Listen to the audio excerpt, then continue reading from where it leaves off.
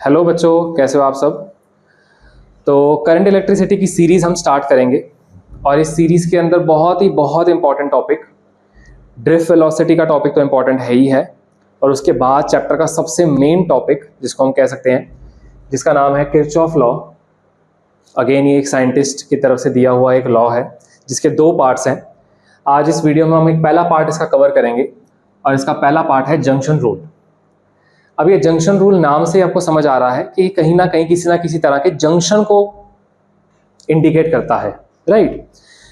अब अगर हम बात करें कि करंट, पहली बात करंट एक स्केलर है या वेक्टर है, तो इसमें मैं क्लियर कर दूं कि करंट एक स्केलर क्वांटिटी है। रीजन ये है कि करंट स्केलर क्यों है, क्योंकि करंट को हम चाहें तो करंट का एक बड़ा भाई कह लो, करंट को हम डिफाइन करने के लिए ये भी कह सकते हैं कि करंट का खुद का एक छोटा फॉर्मूला होता है, current density dot area vector. अब जिन बच्चों को करंट डेंसिटी नहीं पता उनको मैं बता दूं कि करंट डेंसिटी का फॉर्मूला होता है charge per unit time per unit area. ये करंट डेंसिटी का फॉर्मूला है, खुद का basic formula. Q by T को हम हटा के I बाई ए लिख सकते हैं, तो आप I का फॉर्मूला इस तरह से J vector dot A vector कह सकते हो। तो जो बच्चे बहुत आर्ग्यूमेंट में रहते हैं और टीचर्स भी उनको कहीं ना कहीं गलत फहमी में ये डाल देते हैं, तो दो वेक्टर्स हैं, उनका डॉट प्रोडक्ट हो रहा है, तो जो रिजल्ट होगा उसके पास कोई ऑप्शन नहीं है, वो एक स्केलर होगा। तो current is a scalar quantity, ये हमें क्लियर हो गया। चलो वापस आ जाओ मेन टॉपिक पे। अब करंट एक स्केलर क्वांटिटी है, ये हमें क्लियर हो गया। अब अगर स्केलर क्वांटिटी है तो इसकी डायरेक्शन कहीं ना कहीं फ्लो की तरफ तो दिखाएगी, लेकिन अगेन ये वेक्टर का डायरेक्शन नहीं है। अगर कहीं मल्टीपल वायर्स आके मर्ज हो जाए, एग्जाम्पल एक वायर, दो वायर, तीन वायर, चार वायर, पांच वायर, और इनके करंट की कुछ डायरेक्शंस इस तरह से हैं, I1, I2, I3, I4 and I5। अब आप देखोगे कि ये तो बड़ा नॉर्मल सा क्वेश्चन है। अब इसमें अगर मैं बोलूं कि करंट की डायरेक्शन को आप देख के क्या आप इजीली बता सकते हो कि कौन सा करंट एंटर कर रहा है और कौन सा करंट लीव कर रहा है, और करंट जितना एंटर कर रहा है उतना ही करंट लीव करेगा। ये बात भी क्लियर है, current can neither be created nor be destroyed. तो जंक्शन के अंदर जो करंट का टोटल सम है वो हमेशा जीरो होगा। आप बताइए कि करंट एंटर कौन सा कर रहा है। अब ये बात ध्यान से देखनी है। अब 1 2 3 4 5 एरोस को फॉलो करो, ये जंक्शन है जहां पे सब मीट कर रहे हैं एक दूसरे से। तो जंक्शन के अंदर I1 आ रहा है, प्लस I2 भी आ रहा है, प्लस I3 नहीं आ रहा, वो जा रहा है, I4 आ रहा है, I5 भी जा रहा है, ठीक है। तो इक्वल टू, अब ये तीनों ने मिला के, ये यहां से आया, ये यहां से आया, ये तीनों ने मिला के करंट को क्रिएट किया। अब यहां से करंट को जाना ही पड़ेगा, रुक तो सकता नहीं, करंट की नेचर फ्लो करने की है। अब वो आगे फ्लो कर जाएगा, किस रूप में, I3 और I5 के रूप में। तो अगर ये दोनों प्लस क्वांटिटीज को मैं यहां पे ले आऊं तो मैं क्या लिख सकता हूं, I1 I2 I4 minus I3 minus I5 is equal to 0। तो इसको कहीं ना कहीं हम लिख सकते हैं summation of current is equal to 0। क्या लिख सकते हैं, summation of current is equal to 0। ये हमारा जंक्शन रूल का मेन लीड है। इसको मैं क्लियरली अगर वर्ड्स में बोलूं, क्योंकि आपको लिखने के लिए आ सकता है स्टेट जंक्शन लॉ, तो आप क्लियरली कह सकते हो Kirchhoff stated that the summation of current at the junction is always 0, or Kirchhoff stated that current entering the junction is always equal to current leaving the junction। Hindi में जितना current आएगा उतना current जाएगा, बात खत्म। करंट जितना आएगा उतना करंट जाएगा, कोई करंट रोक नहीं सकता। तो यहां तक अगर आपको कोई भी डाउट नहीं है तो इसका एक बार आप प्लीज इसको कुछ नोट कर लो, मैं इसको हटा दूं और फिर हम क्वेश्चन स्टार्ट करते हैं, ठीक है जी। हाँ जी, तो आपके सामने मैंने 3 क्वेश्चंस डिस्प्ले किए हैं। इसके इस तरह के क्वेश्चंस हमारे एग्जाम में 1 मार्क के आते हैं और काफ़ी इंपॉर्टेंट होते हैं, काफ़ी ज़्यादा इंपॉर्टेंट है। तो MCQ बेस आ सकता है और एक किसी का स्टेप भी बन सकता है। तो पहला सवाल आप देखेंगे, तीनों सवालों में आपको चाहो तो आप इसको पॉज करके एक बार सॉल्व कर सकते हो।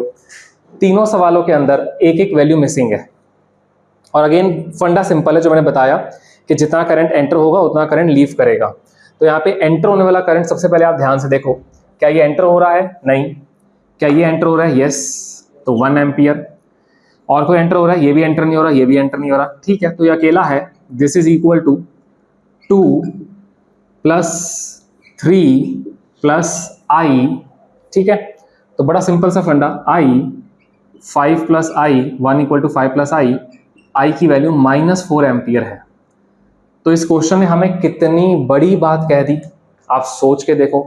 इसने हमें यह कह दिया क्वेश्चन ने कि आपका आई का डायरेक्शन ही गलत है। -4 एम्पियर का मतलब, ये बात बहुत रेयर बच्चों को पता होती है, -4 एम्पियर में माइनस का मतलब है कि जो डायरेक्शन आप दिखा रहे हो डायग्राम में, असल में उसका उल्टा डायरेक्शन होना चाहिए। तो ये सेल्फ करेक्शन का पॉइंट है एक बहुत बड़ा, कि अगर आप चाहते हो कि आपका लूप, आपका ये जंक्शन बराबर दिखे, तो थोड़ा कॉमन सेंस लगाओ कि 1 एम्पियर अंदर आ रहा है और इतना सारा बाहर कैसे निकल सकता है। तो ये लॉजिक होगा, मतलब इसमें करेक्शन, बहुत बड़ी बात, बहुत बड़ी बात। मैं ये नहीं कह रहा कि आपको क्वेश्चन चेंज करना है, नहीं, पर आपको समझ लेके आनी है अपने अंदर कि इस वाले बंदे को ऊपर की तरफ करंट को लेके जाना पड़ेगा। 1 + 4 5 फिर यहां से निकल जाएगा।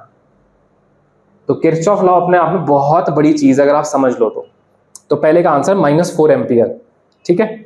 दूसरे क्वेश्चन में आ जाए। दूसरा क्वेश्चन ध्यान से देखें, जानबूझ के मैंने माइनस की कुछ वैल्यूज दी हुई हैं। अगेन करंट एंटरिंग की बात देखते हैं, फिर करंट लीविंग की बात देखते हैं, माइनस प्लस के आंसर्स आएंगे, ठीक है। ध्यान से देखना। स्टार्ट। अगेन एंटर कौन कर रहा है, ये जंक्शन है, 2 एंटर कर रहा है, plus plus plus, leave leave leave, सारे लीव है। तो 1.3 प्लस आई प्लस 3, तो 2 equal to I plus 4.3, I again equal to -2.3। तो ये भी सेम फंडा कि अगर आपको जस्टिफाई करना है अपना क्वेश्चन तो आई को एंटर ही करवाना पड़ेगा, तभी 2 और 2.3 4.3 होगा, जिसमें से 1.3 ऊपर चला जाएगा और 3 नीचे चला जाएगा। Justify question. अब इस क्वेश्चन पे आ जाइए, ये बहुत इंपॉर्टेंट क्वेश्चन है, ये हमारे पास्ट ईयर में से क्वेश्चन है। इस क्वेश्चन में अगेन आई की आपको एक वैल्यू दिख रही है जो आपको निकालनी है। क्वेश्चन टफ नहीं है, बट इसमें कई बार ऐसा भी आ जाता है कि ये ब्रांच बी डी दिया हुआ है, आपको इस ब्रांच की भी वैल्यू बतानी होती है करंट की।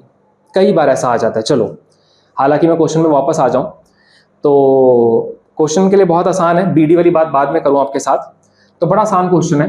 ये जंक्शन है, यहां से 2 आया, यहां से 3 आया, दोनों नीचे ही तो आएंगे।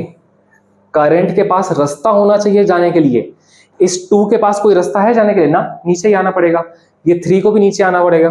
तो यानी कि 2 + 3 = आई। लो जी, आई का वैल्यू 5 एम्पियर आ गया। और अगर वो आपसे पूछते कि बीडी ब्रांच के अंदर कितना करंट है, तो फिर बीडी ब्रांच की जब बात करेंगे तो आप देख सकते हैं 3 एम्पियर पीछे से आ रहा है, लेकिन आगे 2 ही गया। क्या कॉमन सेंस कहता है आपका? ये कॉमन सेंस कहता है कि इस ब्रांच में 1 एम्पियर करंट ऊपर की तरफ जाएगा। Totally justified. 3 पीछे से आया, 2 रास्ते जाने के, एक ऊपर और एक आगे। तो आगे अगर 2 चला गया तो ऊपर 1 गया होगा, जाना ही पड़ेगा। Current can neither be created nor be destroyed. तो इस तरह के कोई भी क्वेश्चंस अगर आपको आते हैं 1 मार्क में या किसी का स्टेप बनता है तो बहुत इजी तरह से आप सॉल्व कर सकते हो। फंडा क्लियर रखना, जितना आएगा उतना जाएगा। कम आए ज्यादा जाए नहीं चलेगा, ज्यादा आए कम जाए नहीं चलेगा, इक्वल होना चाहिए। उसके बेस्ट एग्जांपल्स ये क्वेश्चंस में है कि अगर वो बराबर नहीं था तो माइनस में आंसर अपने आप को ले आया, बराबर करेगा ही करेगा। किरचॉफ लॉ का पहला junction rule, Kirchhoff stated that current entering the junction is totally equal to the current leaving the junction. Current can neither be created nor be destroyed. It justifies the law of conservation of charge. Is it very much clear? तो बच्चों ये part को यहीं पे and करेंगे। Second part next video में start करेंगे Kirchhoff का, और उसी से फिर आप आगे और बढ़िया क्वेश्चंस लीड कर सकते हो। तो यहाँ तक है। All the very best.